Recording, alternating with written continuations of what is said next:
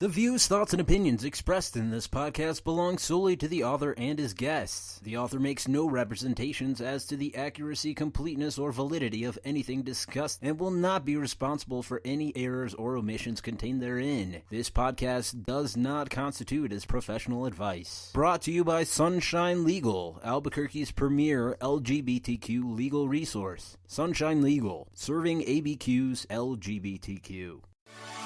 You're listening to Dev Talks, the weekly hot topic podcast where nothing is off limits. Pop culture? Let's talk about it. Polarizing politics? Let's talk about it. Films, music, Twitter feuds? Oh, you know we're talking about it. Here to get the conversation started is your host of Dev Talks, Devin Douglas. Hello everyone, and welcome to the show. Whether you're listening on iTunes, Spotify, Google Podcasts, Spreaker Podcast Radio, at whatever platform you've decided to listen to us on, thank you so much. You're listening to a very special episode of Dev Talks because today it's all about the future of our country. Yes, of course, I'm talking about midterm election day on November 6th, when every single abled American should be casting their vote and making their voices heard. On today's show, we're going to talk to our political contributor, Maddie Montez, who's going to help break down some of the more important issues on the Florida ballot and help us understand what they mean for the citizens of the Sunshine State. We're also going to be playing music from Narcos and Last Heroes featuring Jesse Chambers, as well as Dirty Palm featuring Lex Blaze. I'll announce a contest where you can win a $10 Amazon gift card, and we'll get into all of that, starting with a conversation with filmmaker and photographer Max Giggler about the importance of early voting and his take on the synagogue attack in his hometown of Pittsburgh, as well as who he holds responsible for that attack, after a quick word from our friends. So stay tuned.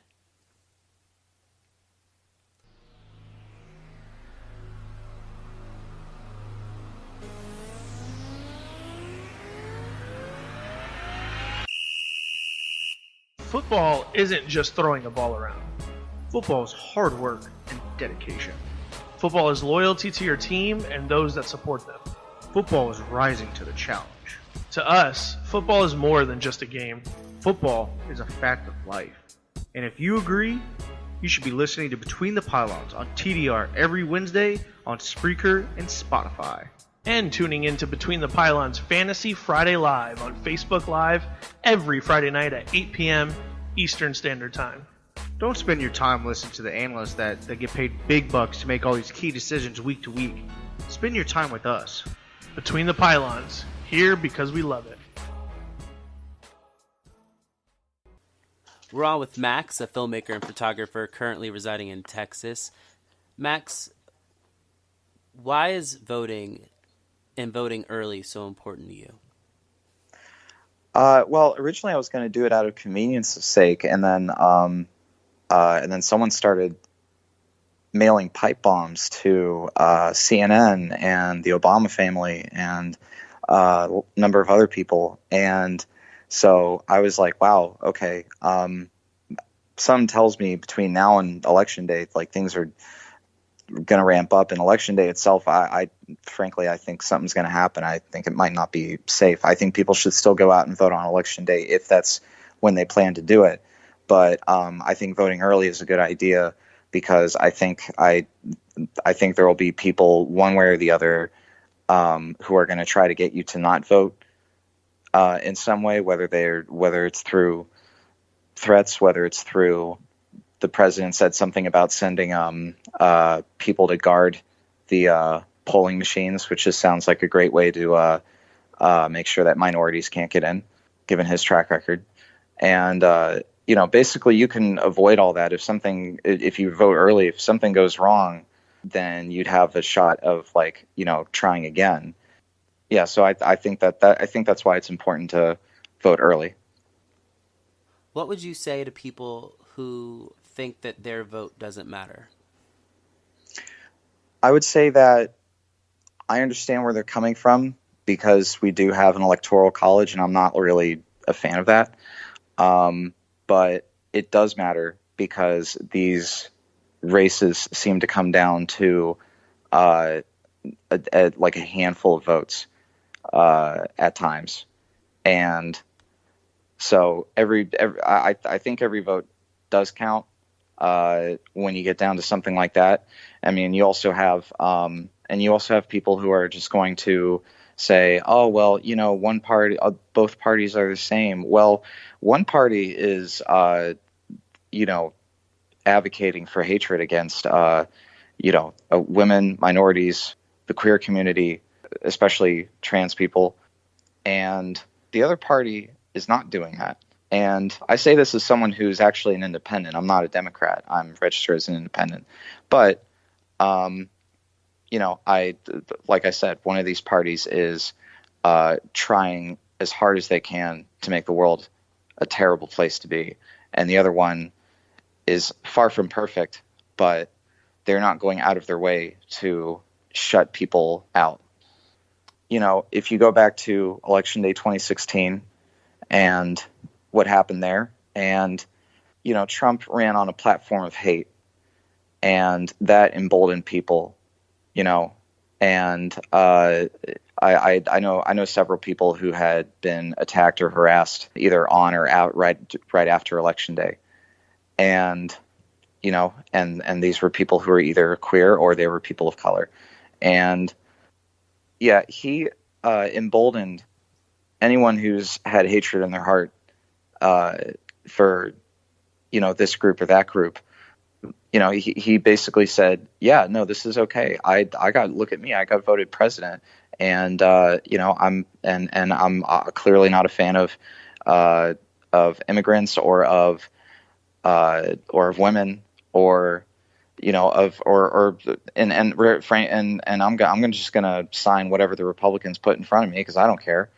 And so now, things have ramped up in the 2 years since then to the point where, so I'm from Pittsburgh. I was born and raised there.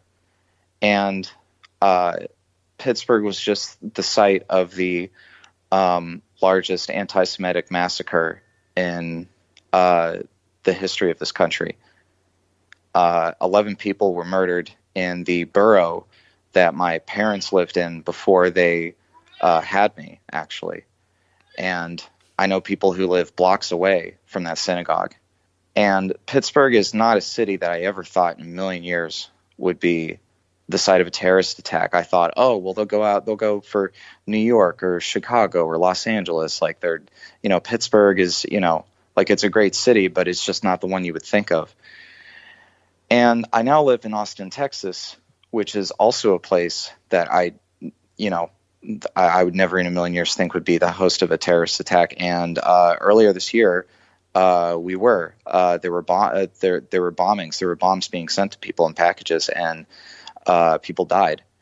And these are the two cities I care about the most. And now, other than the fact that I've lived in both these cities and love both these cities, another thing they both have in common now is they've been the site, just in this past year, of white supremacist terrorist attacks, which is what these are. They were not subtle about that.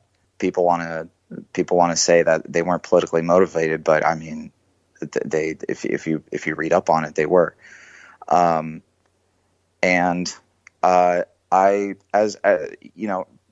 Like I said, Trump ran on a platform of hate, and he emboldened people, and here we are. And so I fully blame President Trump for the attack in Pittsburgh. He perpetuated the conspiracy theory that led this guy to carry out this attack, and now 11 people are dead. And when he decided to go to Pittsburgh so he could get a little attention, I've actually never been more proud of my city because they made things very difficult for him. Do you think that he was in any way successful in his attempt to win over anyone in Pittsburgh? Trump? Trump, yeah. No, definitely not. No, everything I read about, obviously I'm in Austin, I'm not there, which, of course I'm here when of course I'm not there when stuff is going down. But they, no, like everything I read pointed towards like he's had as big of a pushback against.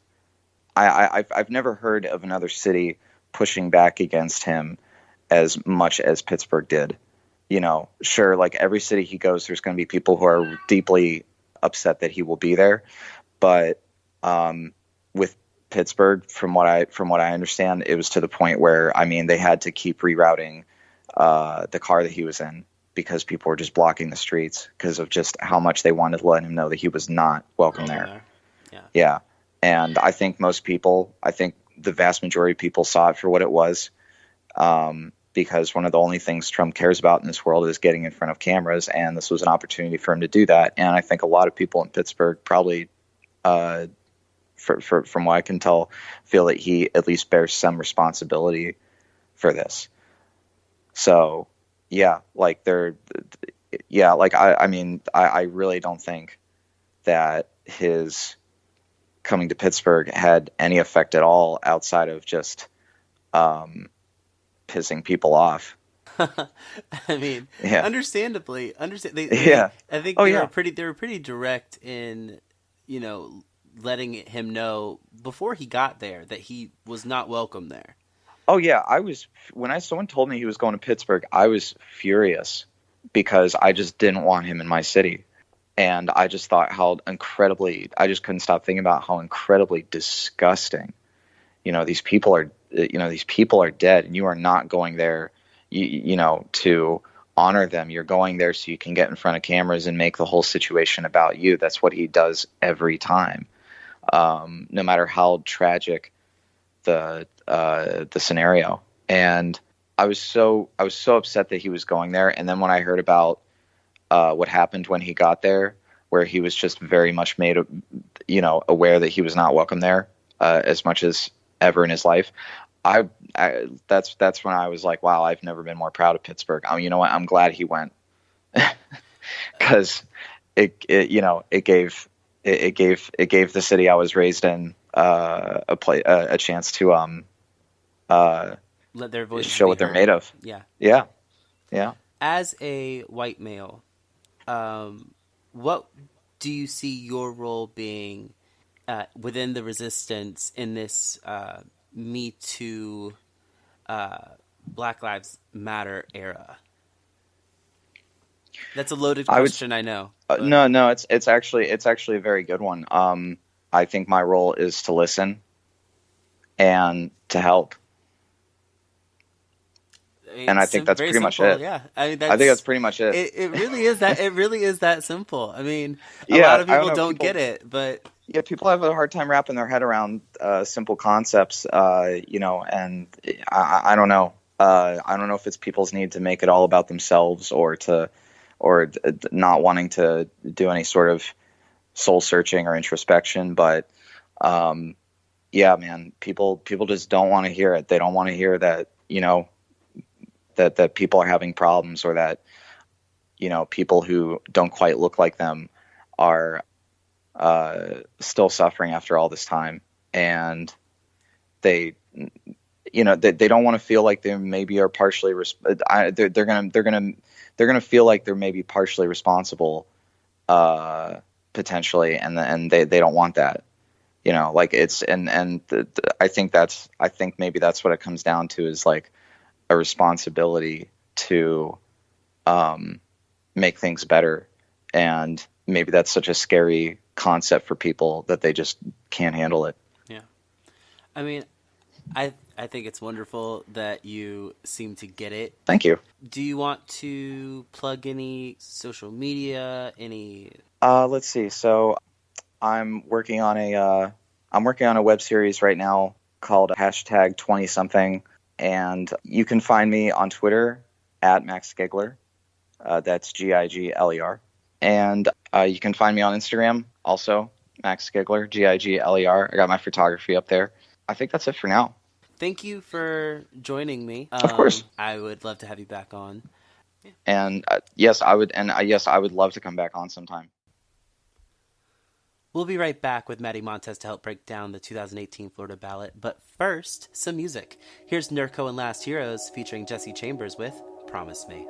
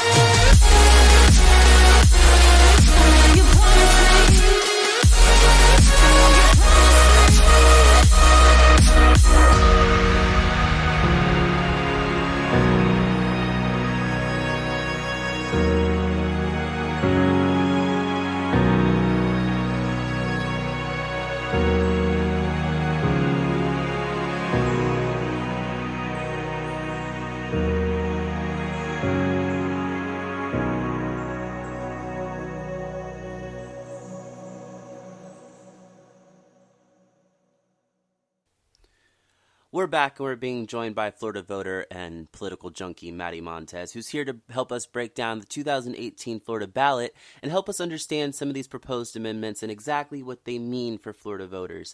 Welcome to the show, Maddie. Hey, I'm so happy to be here, Dev. Thank you. So, a lot of people that I've spoken to, myself included, actually, sometimes we have a hard time wrapping our head around what some of these proposed amendments mean. Florida has a history of being very confusing when it comes to putting these kinds of things together. And sometimes you might think that you're voting for one thing, but you're also voting for, 2 or 3 other causes that maybe you weren't necessarily aware of. So, first off, why was it so important for you to vote in the 2018 midterm elections? Well, I mean, just voting in general is so important to me, and it should be important to everyone. I mean, first of all, it hasn't even been 100 years yet since women can vote. I mean, African Americans marched and died over the right to vote. And the power to vote and the power to have a say in your government is what this country was founded on. It's why we escaped the monarchy from England to come here. So it's every American's duty and job to vote, because so many people, hundreds of years, and even in recent years leading up to this, have paved the way for us. And it was their blood, sweat, and tears that did that. So I always make sure I try to vote. This election in particular is very important to me because this is our first, I like to call step one into finally ending the Trump madness. Because this is our referendum to basically put one of his best friends basically in the Senate with Rick Scott, or are we going to keep Bill Nelson in the Senate, who's going to be a check on him? Are we going to put Ron DeSantis, basically his puppet, in the governor's mansion in Florida? Or are we going to put in a good progressive leader like Andrew Gillum? And this election is important because we have a chance all across the country to take back the House, possibly take back the Senate too, and it can act as a check and balance on Trump. And some people say, like, oh, why is it so important to flip the House? Well, because whoever is in charge of the House, they're in charge of the committees. And lots of times, these committees, they lead investigations. So if we take back the House, we can literally subpoena his tax returns. So, like, he would have to give them to the committee. And we can oversee the Mueller investigation and make sure it's okay and that there's no tampering with it. So it's very important for us to be able to be in power, be the ones making the say on legislation, because we can stop him from doing anything else that could be dangerous for our country. Absolutely. So let's talk Florida specifically, because we've always kind of been leaning more towards red. We've been a swing state in some cases, but we've mostly gone red. What are the odds that we could become a blue state this time around? Well, Florida is sadly never going to be a blue state because it's just how the demographics are. But what we have now is a chance to become a really dark purple state. So, like, for example, our Senate candidate, Bill Nelson, he is not a very left-wing Democrat. He's actually the number 3 most moderate Democrat in the Senate. And the only way we're going to put a Democrat in the Senate to represent Florida is if they're moderate, and that's just because lots of older people retire here who usually have more conservative leaning views. The Panhandle is a very conservative area. Florida's just so weird because, like I said, the Panhandle is very conservative. You have the Miami, like Dade County, like the bottom of the state is very liberal. And then you have like Orlando and Tampa, which are always going back and forth. And Orlando especially always decides the elections. It just, I don't know if there's just like a lot of independent voters there or what, but the people there are always voting cross-party. So I don't know if Florida will ever be like a blue state anytime soon, but we definitely have a chance to put in good Democrats this time around because we have a lot of good moderates running, or in Andrew Gillum's case, just a really good candidate. So, I mean, as long as we can make the shift towards, as you said, a deep purple, state, that's a push in the right direction, right? Oh, for sure. And this is a state that for the past 20 years has had Republican rule. We have not elected a governor since Lawton Chiles in 1998 when Jeb Bush beat him. So it's been a very long time. And in that period of time, I mean, Florida education has just plummeted. We're now, I think, number 46 in quality of education. Our teachers are paid terrible here. And so we're now starting to really see the results of what 2 decades of Republican rule can do here. And I think that the reason why you have a candidate like Andrew Gillum, who is slightly ahead in the polls, even though I don't really trust the polls anymore after 2016. Yeah, you cannot trust the polls. We went into, No. and I feel like that's a part of our problem on the left specifically. We leaned too much on the information we were getting from the polls, and we got, I don't want to say complacent, but we got a little too comfortable, and that allowed us to be kind of blindsided in the end, and you see where we ended up. So we cannot allow polls to make us complacent. We have to get out and vote. We cannot rely on, the idea that there's going to be a blue wave. We have to get out and be a part of that blue wave. For sure. So let's break down some of these amendments, because you and I were talking, and like I said, some of these amendments are very confusing. They're lumped together, so you might be paying attention to one facet of the amendment, but there's 2 others that maybe you're not considering and that have great effect on the state. So of the 11, because one of them was struck down, right? Yeah, Amendment 8 was struck down. Yeah. So of the 11 amendments, which do you think will have the biggest impact on the state of Florida?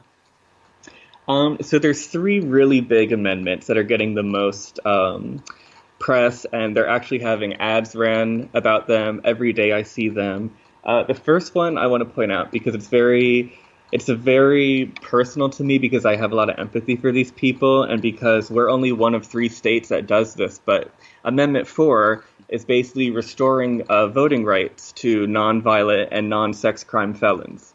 So if you were a drug dealer, if you went to jail for growing pot, if you did tax fraud or filed your papers wrong, like if you went to jail for any kind of white collar crime or drug related crime, or even so anyone who's basically a felon, they're not allowed to vote even after you do the time. We're one of 3 states in the state that does that, and it's very unconstitutional in my opinion. So Amendment 4 is giving us the chance to vote, to finally be like the other 47 states and let these non-violent, non-sex crime ex-felons have the right to vote. And one very powerful ad I've seen is this young family and the dad. It's like, they're with their kids at the park, him and his wife, and he was addicted to opioids. And he had a felony for having so many on him and getting them illegally, and he did the time, and he went to a treatment plan, and he did his community service and everything, but he still cannot vote, even though he's a completely different person than he was back then. Now he has a wife and a family. He still can't vote. And I just think it's an outrage that people screw up, and it's not like he killed anyone. It's not like he molested anyone. It was just a drug-related thing. Yeah. But he still can't vote. So I think it's really important for people to really have some empathy and vote yes on Amendment 4. Absolutely. I think that it's a real shame that we have people who have done felonies for marijuana possession and, selling marijuana, things like that, when now we live in a time where there are people profiting majorly off of the business of marijuana, and it's no longer illegal, but yet we're not going back and correcting some of our mistakes, because the war on drugs has been awful for specifically people of color. For sure. And so these are largely the people that are having their voters' rights stripped away from them. And so you get a felony, you go away for, 2 or 3 years, you do your time, you come back, you're a reformed citizen, which is the point. You go to prison, you do your time, you're supposed to become a better person there, reform yourself there, then come back out into the world and try again. And I think that if you're sending these people away and then they're being let go, but they're not really being let go because they're not having all of their rights restored to them. It's not right. And in a lot of ways, that helps feed into voter suppression because a lot of the people who this amendment will affect are, dare I say, people who might vote blue. Oh, for sure. And like you said, a large majority of these voters who will get their rights back are people of color who have marijuana felonies.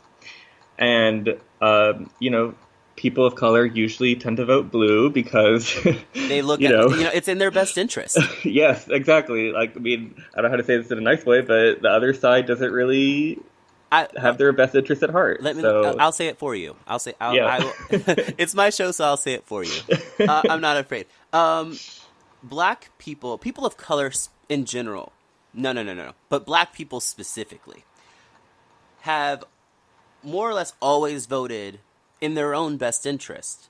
And I think that there's a lot of things that go into that, but I think it's a lot of it is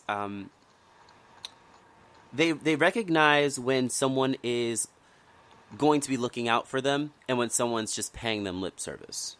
Absolutely.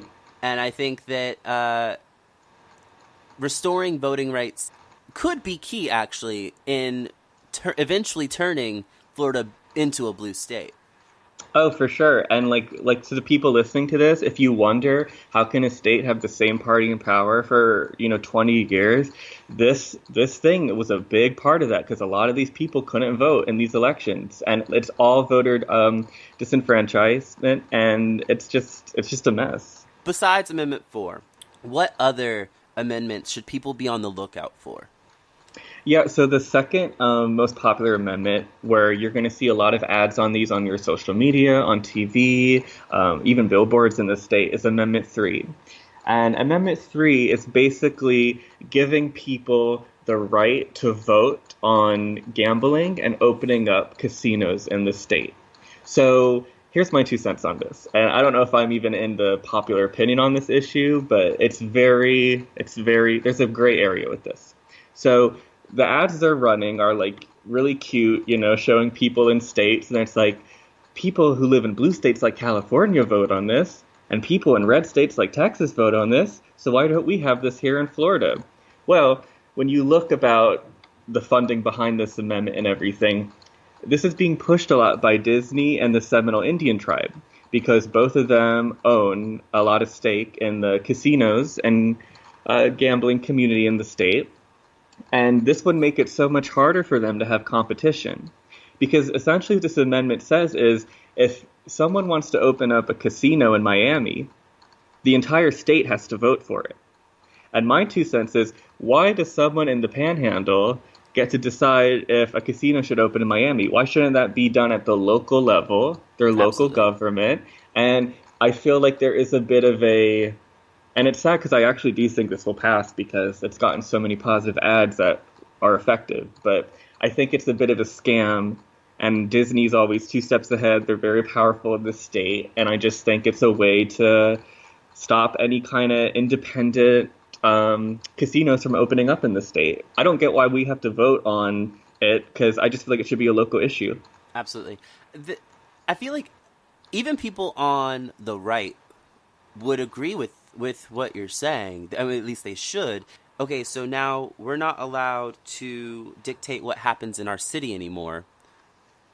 Now, instead of dictating what happens in our city, everyone has to dictate what happens in our city. What reason would anyone have in Tallahassee to vote for a casino in Miami? Exactly. They don't have a horse in that race. They don't really care at the end of the day. So why should they even be given that opportunity to shut that down? But sadly it's being presented as, oh, the people are back in power, not the government. Like, oh, it's the voters who are gonna have a voice, and it's like, I don't know. It's just such a sham to me. So that would be a no vote to Prop 3. Me personally, I'm going to vote no on 3, but like I said, I really feel like this is going to pass, because the yes argument and the commercials have been very effective. Yeah, I mean, and what's crazy is that I can watch these ads and I can go, even knowing what I know and understanding what I understand, I'm like, wow, like if I were a little less informed, this would work on me. Like, exactly. some of these ads are very, very effective, and you have to give it up to them, because I mean, for as crooked and deceitful as these people might be, they are very intelligent when it comes to pulling the wool over people's eyes. But the only way to combat that is with information and with knowledge, and that's what we're trying to give you guys right now. So, what's the next amendment that people should be aware of and really paying attention to? Yeah, so the last one that's getting a lot of big attention here is a ban on gambling for greyhound racing, which would essentially, their hope is that the sport will go out of business, basically, in the near future. Because what's happening is the people who want this, there is evidence that greyhounds do die in these facilities where they're being kept. And some of them are testing positive for things like cocaine and stuff like that, which is awful. Because dogs don't do cocaine. That's not like a part of their like natural diet, guys. Exactly. Like my dogs aren't getting up in the morning like, hey, want to like do a bump? Like, no, that's not what they do. Yeah, and so people are just like, enough, ban gambling on this, so it can't make any money. So then the dogs can basically essentially be set free, and this cruel, what some people view as a cruel sport, will end. But then you have the other side who will say that the dogs are being fed and kept in a relatively safe shelter, and that these kind of dogs are physically, like they need physical activity, and that this race gets it out of their system, and this is what they were bred for. And that if this sport ends and they just abandon the dogs, their argument is a lot of people aren't out here trying to adopt greyhounds, and that they're worried that a lot of them would just go in the woods and die out and keep reproducing, and it would just be a mess. But me personally, I voted yes on this because I have more faith in humanity that people would adopt these dogs, wouldn't just leave them on the side of the road. Some of these other amendments, I just want to touch on really quick. All right, so according to Amendment 6, the Constitution Revision Commission bundled together 3 separate issues in Amendment 6. How common is that in Florida to have so many issues bundled under one amendment? Sadly, it's very common, and the excuse they use is, well, we don't want your ballots being like 10 pages long, so let's try and force as many issues as we can together. Like, not to jump away from Amendment 6, but this really reminds me of Amendment 9. Amendment 9 is all about helping the environment. So you say, oh, okay, that's great. I love the environment. Well, what Amendment 9 does is it bans offshore drilling, I believe, 6 miles from the coast. So that's good. But then in that same amendment, they have that it bans e-cigarettes indoors.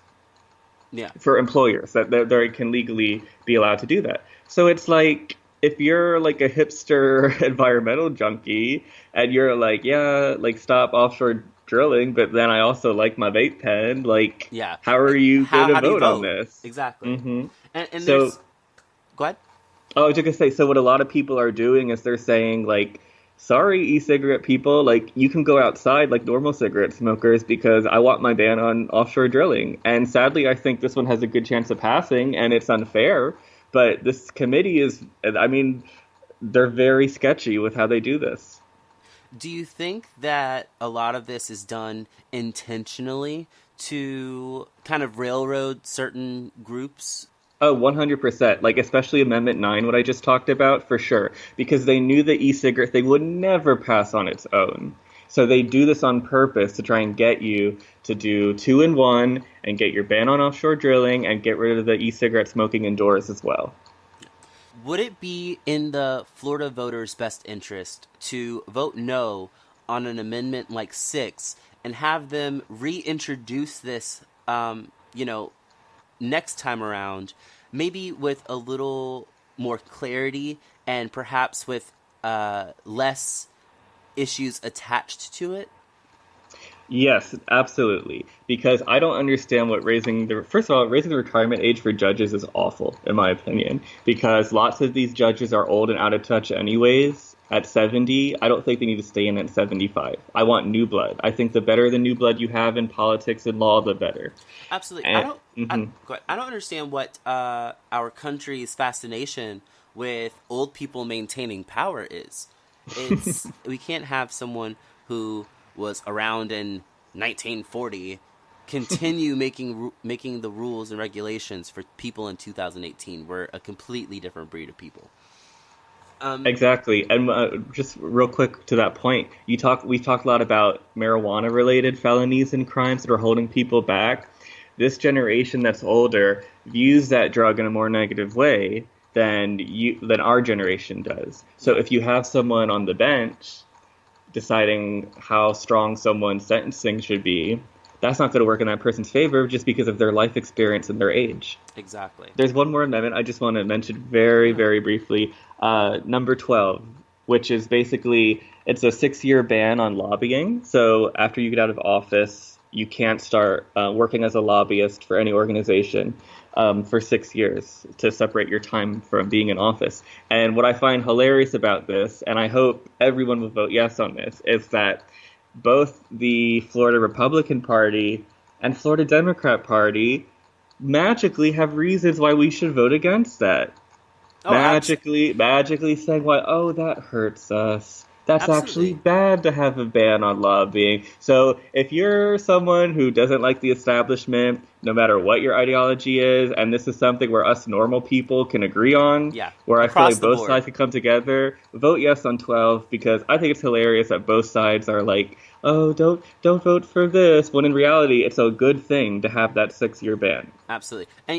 And one part of that you didn't mention is that it prohibits people in office from using their position for private gain, for either themselves or their businesses. So I think that, especially when you consider the Cheeto we have in the White House, these kinds of rules are very key to combating people like that. And not just on, like you said, not just on the Republican side, but on the Democratic side as well. Because we have to be able to acknowledge the faults in our own party if we're going to be able to grow and get people to get on board.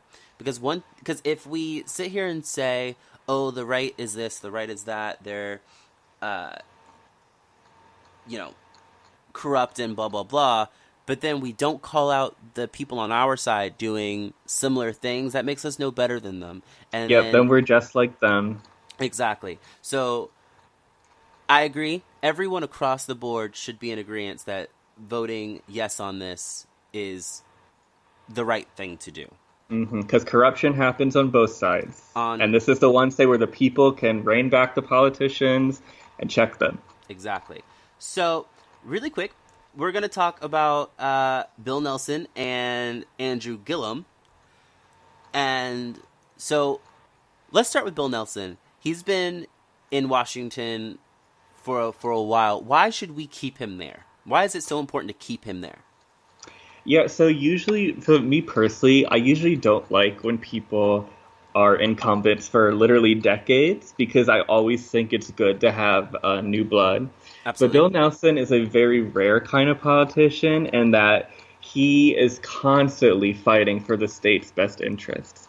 When they tried to cut NASA funding, he stood on that floor of the Senate and fought to save it. Any kind of thing where there was offshore drilling, trying to drill off our coast, he's fought it. And he's all about protecting the Everglades and doing, investing more in solar research here. We're the Sunshine State for a reason. So he's very good at being common sense. And like I said at the very beginning of this, he is one of the most moderate senators. He was one of the last Democrats they had to convince to vote for Obamacare in 2010, because that's how moderate he was. And I think that if you are someone who is a independent, common sense voter, you should vote for Bill Nelson again. And let's be real, he's not the most exciting guy. He's not the best speaker. He's kind of like your crazy old grandpa, kind of, just kind of chill and, just wears his pants up, past his belly button and everything. Yeah. But let's look at who he's running against. Rick Scott, who I believe will go down as the worst governor in Florida history. Absolutely. Who is a Trump lackey, who, I was reading in the Sentinel, they had this great endorsement. I'm sorry. of Bill Nelson. Let's be real. Yeah. He's a lackey for anyone that will pay him enough, or Yeah. or endorse him. He's not a good person. No, and he's not. And not a good leader at all. Nope, and just look at how he made his millions through Medicare fraud. I mean, this guy's really a piece of work.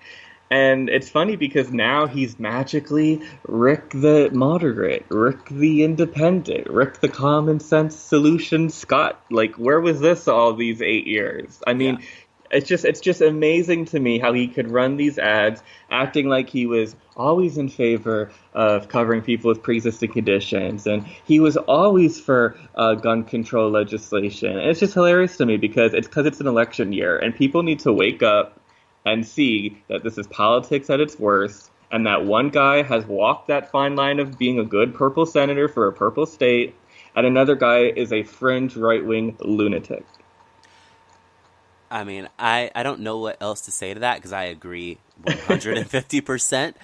So let's move on to Andrew Gillum. And I'm just going to put this out there, and I don't think it's really a secret, but I'm just going to say it anyway. I love Andrew Gillum. Who doesn't? Tell people why they should love Andrew Gillum. So Andrew Gillum is really a one-of-a-kind politician, really an amazing story, not just his childhood and how he got to where he is today, but just his journey as a politician.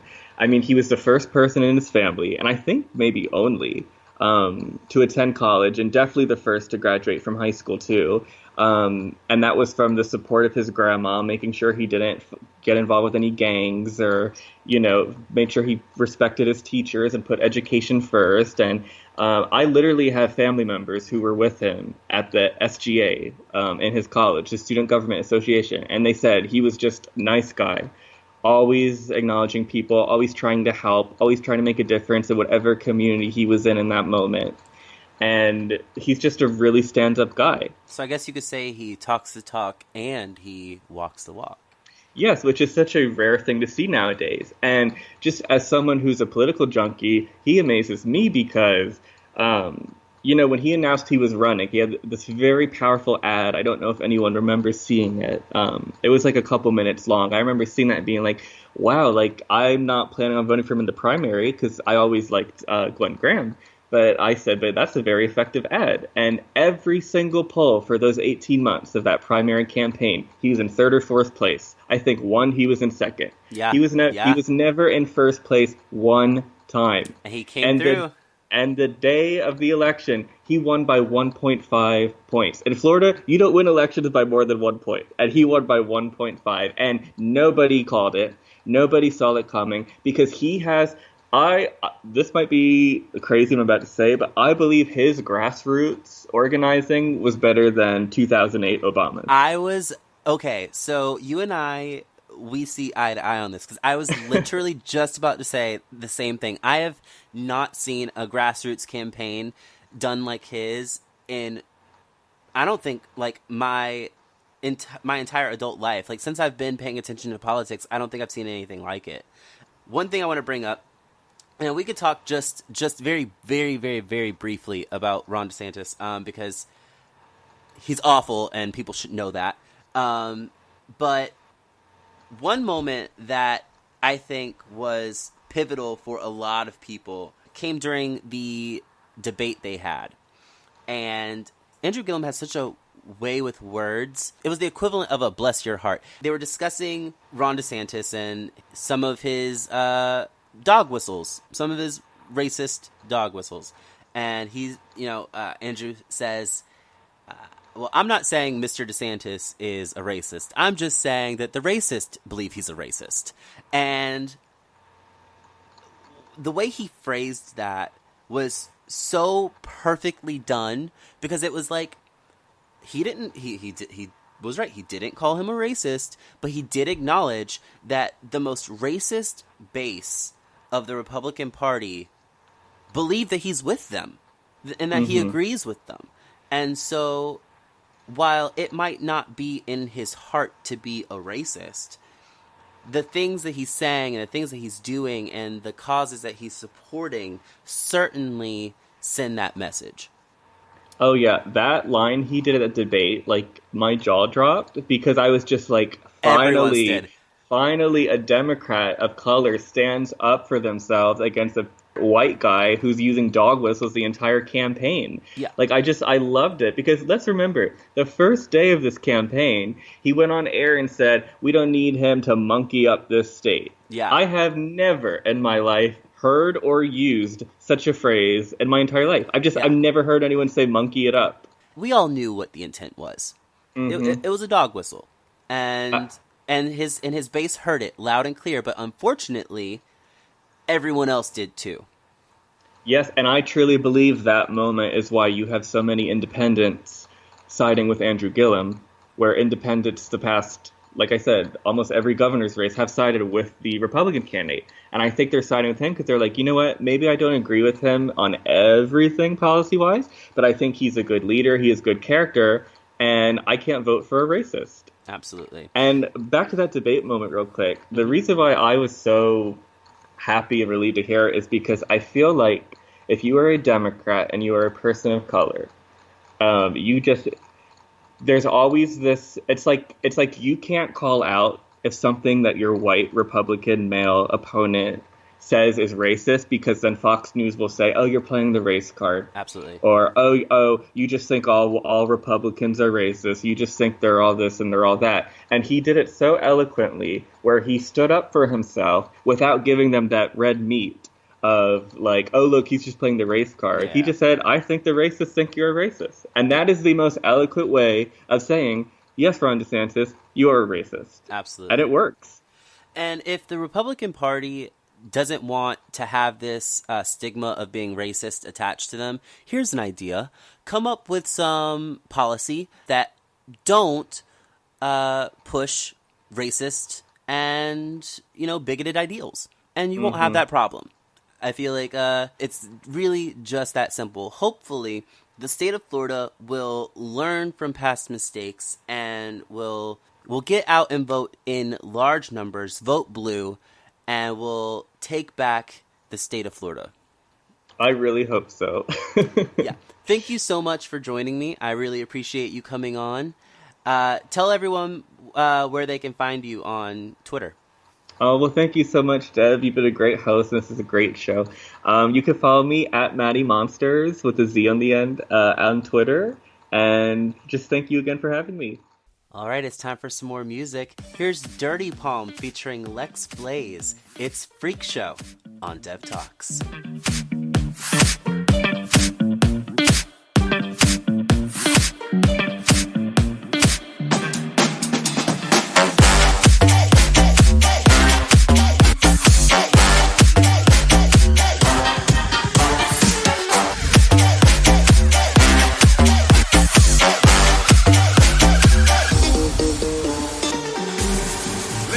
Step right up for another amazing banger by Lex Blaze and Dirty Palm.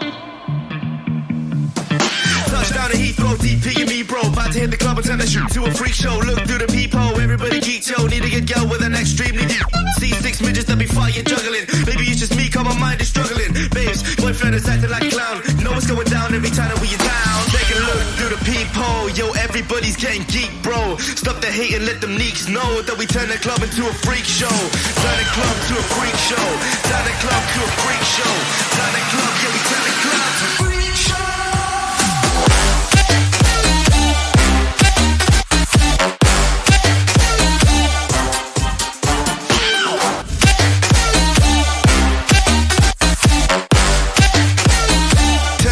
To a freak show.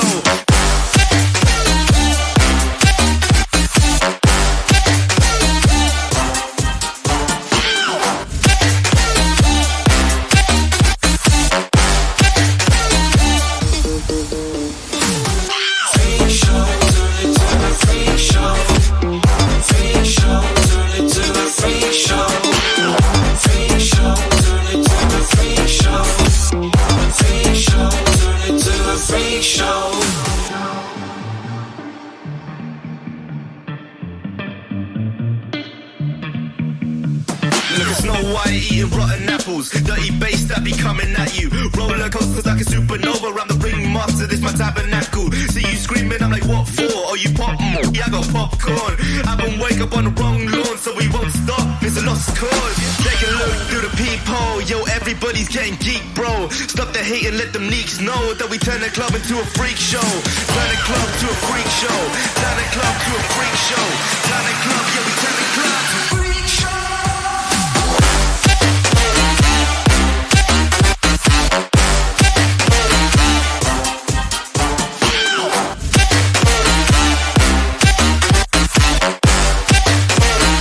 Turn the club into a freak show.